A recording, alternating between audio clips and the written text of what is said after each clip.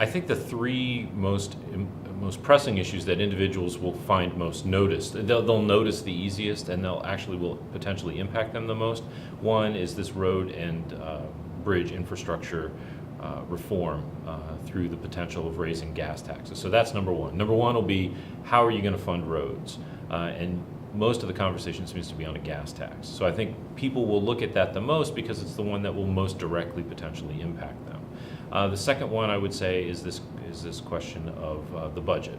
So will we see increases in social spending? Will we see increases in education spending or the like? So that's another one. And also related to that budget might be the third one, are you going to see any general tax changes in the state of Iowa? There has been some indication by the Republican leadership that they're interested in looking into things like corporate tax levels and the rest, as well as individual tax levels. The difficulty with that third one of tax reform is that you are again facing a budget climate that will remain tight for the state of Iowa and for many other states. So those would be the three. I think one of the most high-profile issues that people are going to see is the discussion of how to fund road and infrastructure spending. So there's a big discussion right now about a potential increase in the gasoline tax and other perhaps other ways to fund roads and infrastructure. So I think that tends to be a priority of both the governor and both parties in the State House. And I think it's going to be something that people are going to pay a lot of attention to in terms of the public, because they potentially will see it very directly when they go and pay at the pump.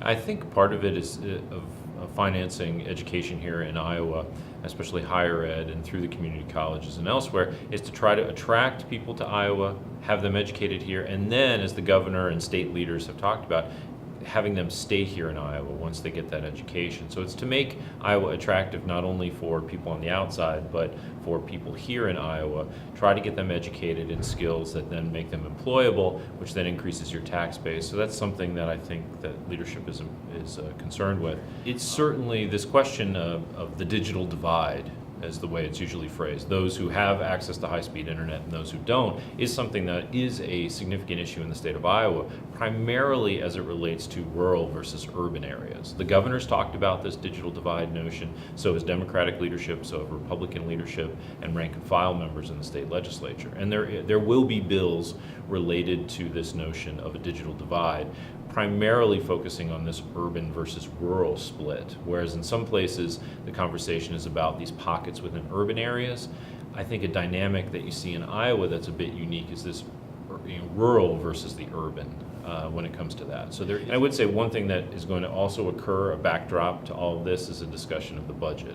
That's kind of the perennial argument in terms of spending and revenue. So whether it's a discussion of funding for roads and infrastructure, or it's maybe tax reform, which is also another thing that is especially prominent amongst the Republican leaders in the Senate and the House, as well as the governor. All of those discussions come on the backdrop of the general Iowa budget and the economic conditions and fiscal conditions that the state pursues and faces. So one of the things that you need to remember, no matter what we're talking about here, if it's involving dollars and cents, it's going to be tied to that budget conversation about, generally speaking, where is the state of Iowa in terms of its budget. It's required to have a balanced budget.